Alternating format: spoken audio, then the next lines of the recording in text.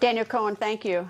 And joining us is the Republican leader of the House Foreign Affairs Committee, Texas Congressman Mike McCaul. Nice to see you, sir. Thanks, Greta. Congratulations on your new show. Thank you, sir, and thank you for being here to do this.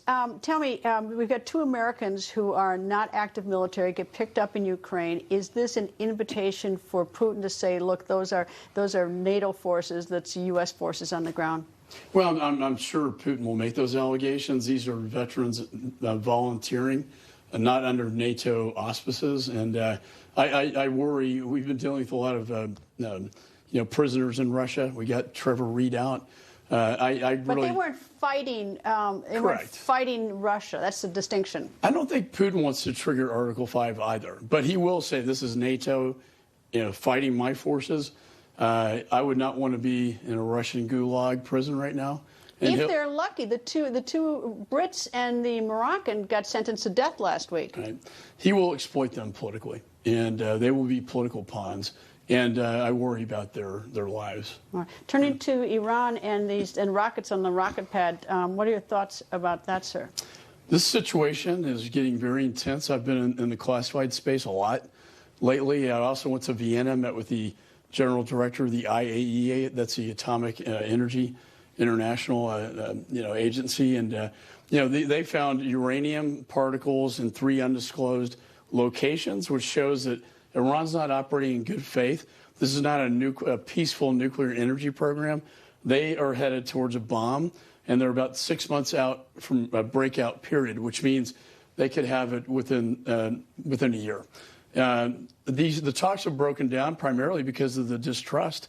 I don't know how you can trust Iran. And with this rocket now coming out publicly, I saw it in the classified space, a direct threat to Israel.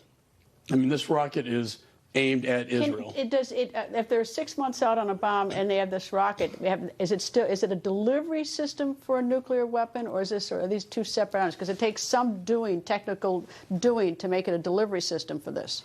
Yeah, they're working on their intercontinental ballistic missile, right? How can they put a nuclear warhead on that? They're not there yet, but they do have short-range rockets that they can deliver these nuclear warheads.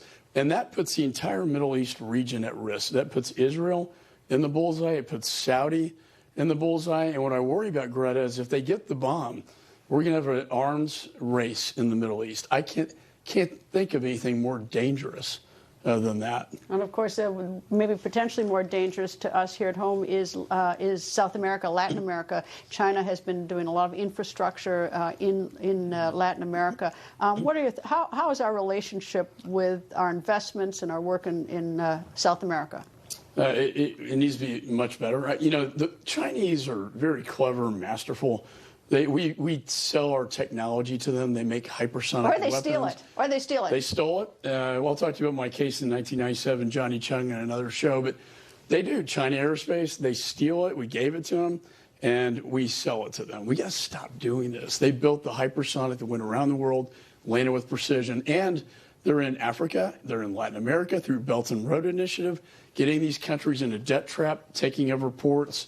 And you look at Venezuela, Nicaragua, Cuba, these are all satellites of our foreign adversaries, like China, Russia, and Iran.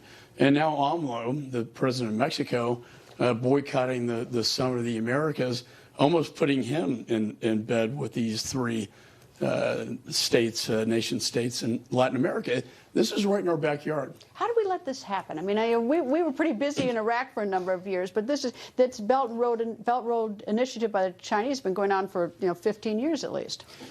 We were so focused on the Middle East and Afghanistan and Iraq, we took our eye off the ball. You had the Taiwanese foreign minister.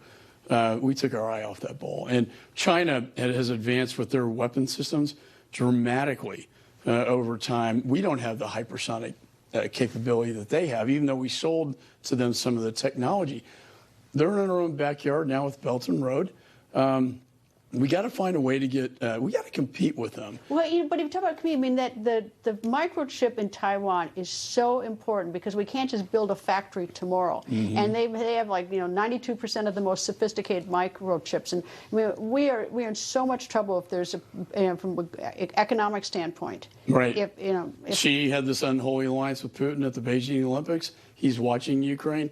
His move is Taiwan. Weakness invites aggression. When they look at Biden, they think this is the time. If they take Taiwan, they will capture 90% of the advanced semiconductor chip manufacturing capability in the world. And that's everything from our phones to our cars to our advanced weapon systems. Not to give a plug, but my Chips for America Act, we need to get it passed. It will bring that manufacturing here and protect our national security. Congressman, thank you, sir.